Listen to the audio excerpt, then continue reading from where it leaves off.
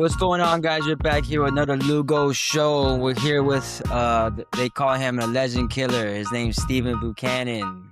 How you doing? What's up, Buchanan? How Hey, you man, I doing? appreciate you having me on the show, man. It's been good. Been doing good, healing up, feeling good. Awesome. Yeah, hitting up. I remember you just saw you at the last RAF. We'll jump right into that. What happened? Everything good? Everything going good with you? Yeah, so I pretty much ended up tearing the cartilage in my rib after that chest lock thing. So it was probably third period when I got on the last shot, and he took me over in the chest wrap. I ended up tearing the cartilage in my ribs. So been healing for the past 3.5 weeks. Just was able to get back on the mat. Just starting able to hit a knee. So pretty much just training slow, steady, and then getting ready for the U.S. Open. So Nice. When's the U.S. Open? When's that again? U.S. Open is April 24th. So we're about a month, under a month, but we're right there. So under 4 weeks to get ready to rock and roll. Nice. I know Tom Brands, Terry Brands, the rest of the coaching staff is getting you ready to go. So that's exciting. But For sure. let's start from the beginning, bro. Let's talk about a little bit about how you started wrestling, where you grew up from. Let's start off with where you from? From Loyal, Wisconsin, small town in Wisconsin, pretty central. Yeah, I would say about 1,000 people, so super small. Okay. And then what made you get into wrestling? How did that start off? That is kind of a funny story. My older two brothers were pretty bad at basketball, so my dad, when it got to me, he's just like, you know what, we gonna be a wrestling family. So we started wrestling when I came around.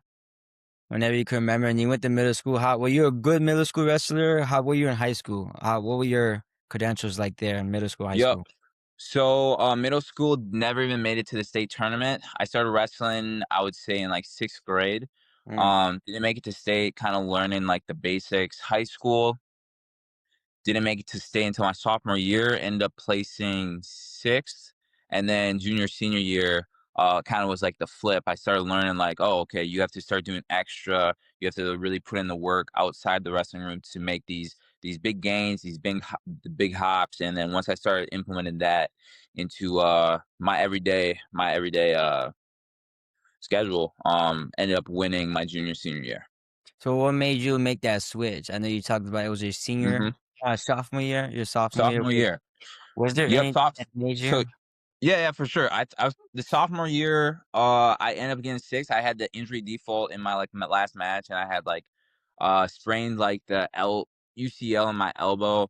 And I just remember like feeling like, man, like I'm a state placer. I always wanted to be a state placer, but then feeling like the position of like sixth and like looking up, I'm like, man, I can it's in my power to be able to be on that podium, and all it's gonna take is a little more work, a little more effort, maybe a little more grit, a little more grind, and it's gonna be tough. But at the end of the season, I know it's gonna be worth it. So that was kind of like the switch in my mind from like, okay, I can't just rely on the talent that God gave me. I need to actually cultivate it into something more, so I can be better, get better, wrestle better guys, and end up on top. No, absolutely. Your junior and Yeah. senior year, similar to how I had in my high school career. That's when I flipped the switch too, my sophomore year. So Yep. that's really cool. So in high school, you flipped that switch. You started looking for a few colleges. Who was recruiting you at the time? Talk about that process.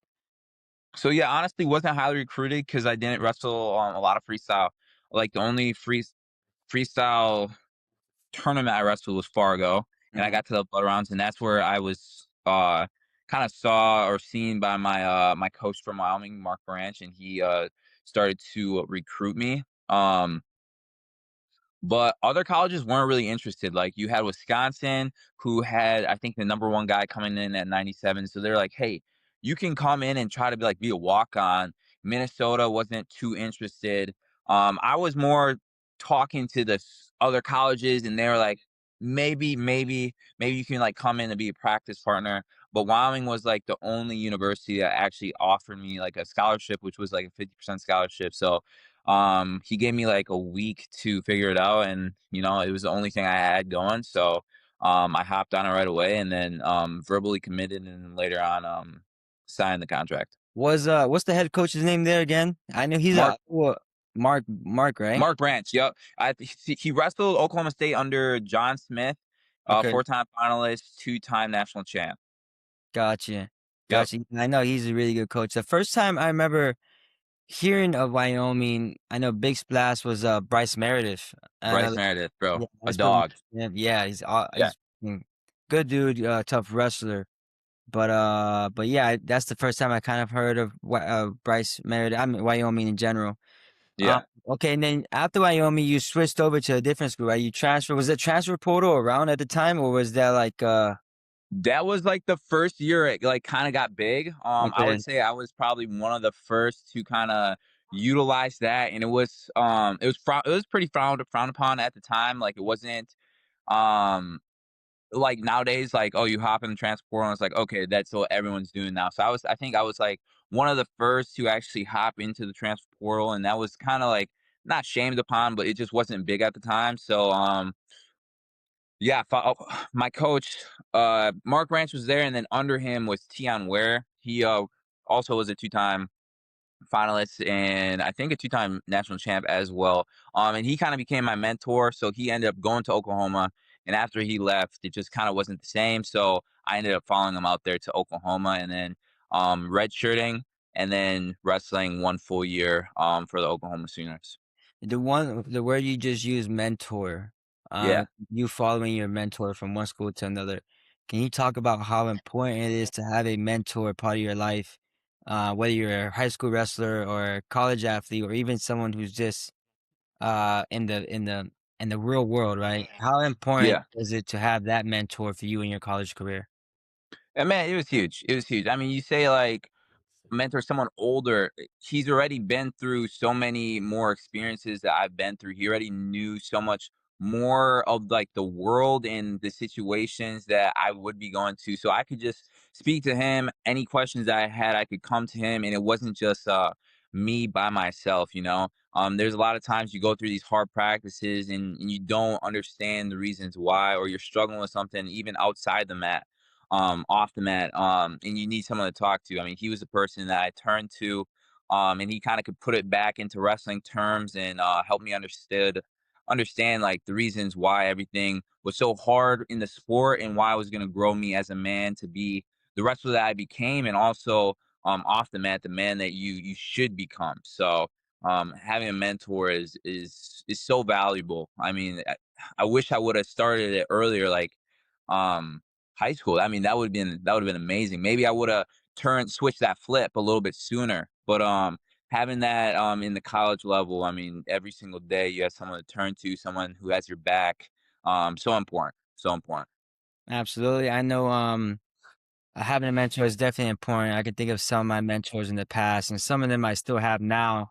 You know, I always want to be both on both sides. I always want to help others and still, receive help from others as well. For So sure. you okay, you're at Oklahoma. Now you're All American Oklahoma, right? What'd you finish Yep. there? I ended up finishing third. So at Wyoming, first year finished eighth, and then third. Transferred to Oklahoma. Ended up getting third, and then last year, ended up transferring to Iowa. So Okay, and then last year you were at Iowa. Your last few years you're at Iowa.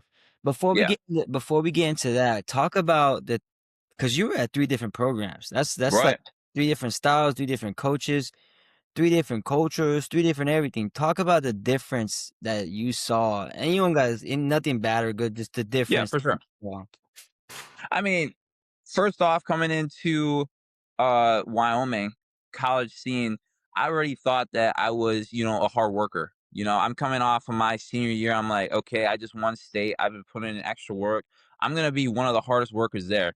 Then you get to Wyoming and you understand, oh, okay, college is so many steps from high school, like so many steps up.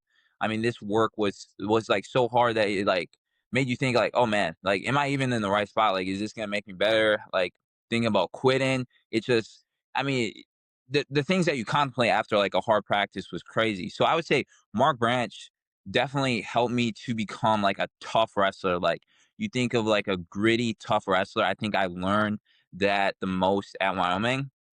And then moving on to to Oklahoma where Lou Roselli was the head coach, he was kind of showing me it's like wrestling's more than just being tough. Like you have to have setups. You can't just go out there and shoot and take bad shots. You have to have setups. You have to have a system, and not everyone's system is going to look the same.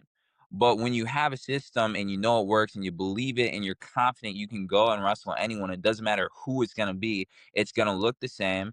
And you can have confidence in your abilities because you know what A is going to be, you know what B is going to be, you know what C is going to be. And if you get to D, E, F, you already have that in your system. So I learned like wrestling is a little more than just being tough and like going out there and going blow for blow.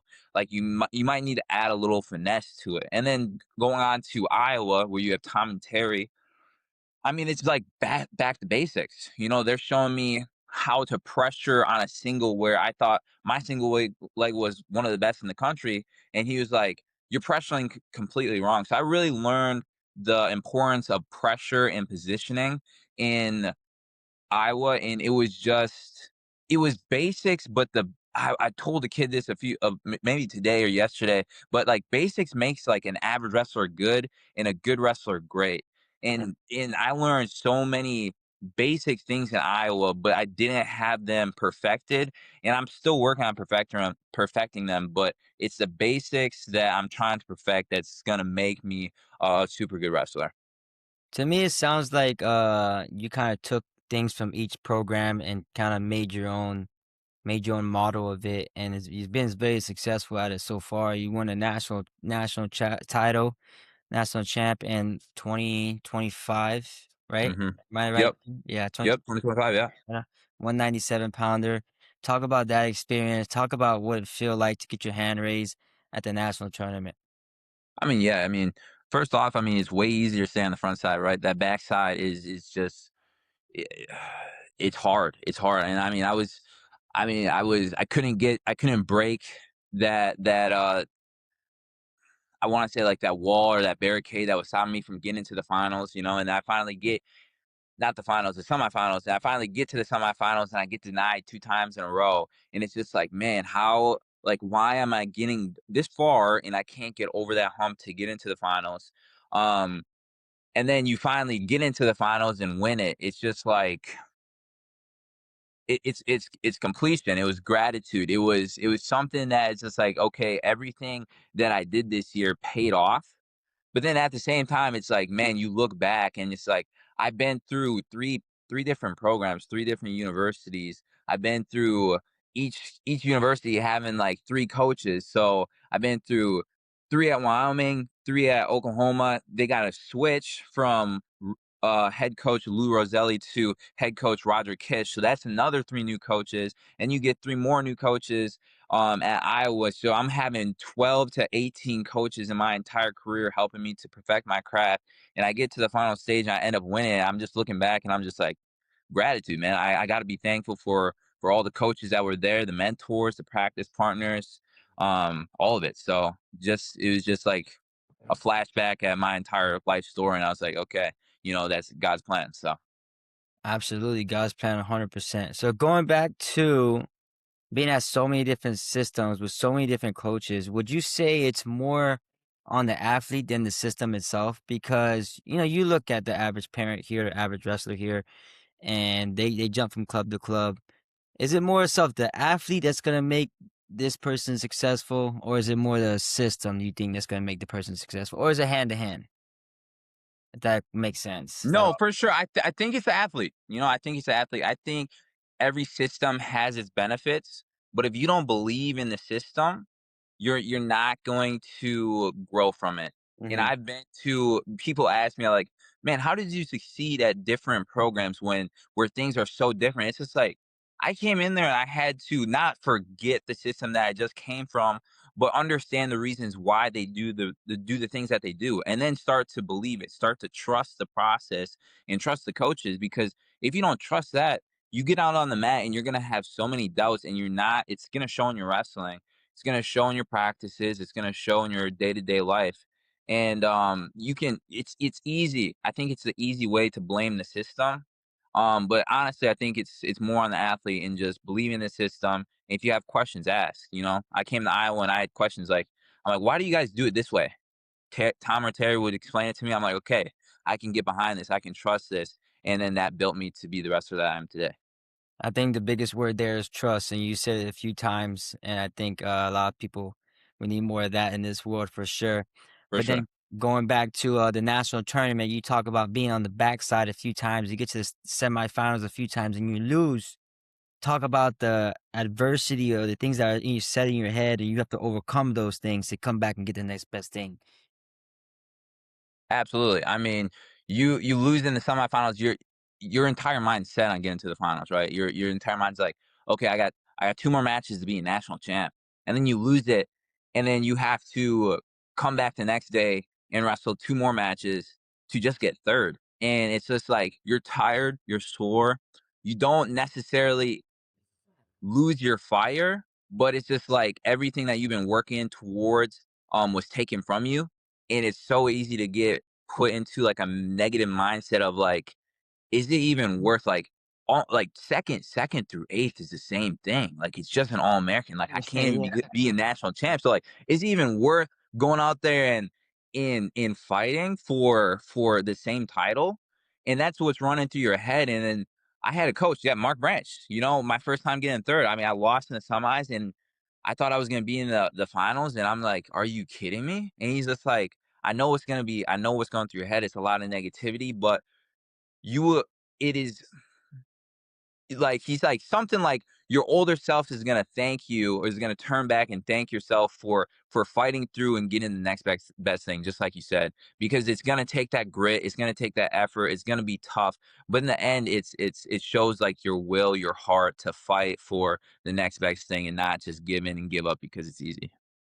absolutely. It's definitely easy to just turn away. Quick story that comes to my mind. I remember being making it to the 3rd day at nationals. I was wrestling for like 7th and 8th, and Yeah, had to cut all this weight. And this is like this what you're saying. You got all those the negative self doubts, and for me to like fight that, I kind of had to like be like silly or like goofy yeah, about it. You know, kind of play it off, push it off, so I don't feel like emotional, right? Because the right. big wrestle after you just lost. But yeah. So moving on. Just graduate from Iowa. You Mhm. get a call from RAF. You wrestle. You wrestle. Who'd you wrestle the first time? Was Yoel Romero. Yep. Well Romero. Me and you were on that card. Pretty cool experience. First Yeah. time we really got to, sit down, have dinner with you, and have a talk. So it was awesome. Talk about RF experience and how that all cultivate. Man, one thing I would say is just like I never would have thought in my day that there would be a professional league for wrestlers. I mean, that's just crazy. And then to do what they're doing and continue to go on a trajectory of like up and they're continuing to get bigger and all the plans that they have for RF is just I mean more than I ever could imagine.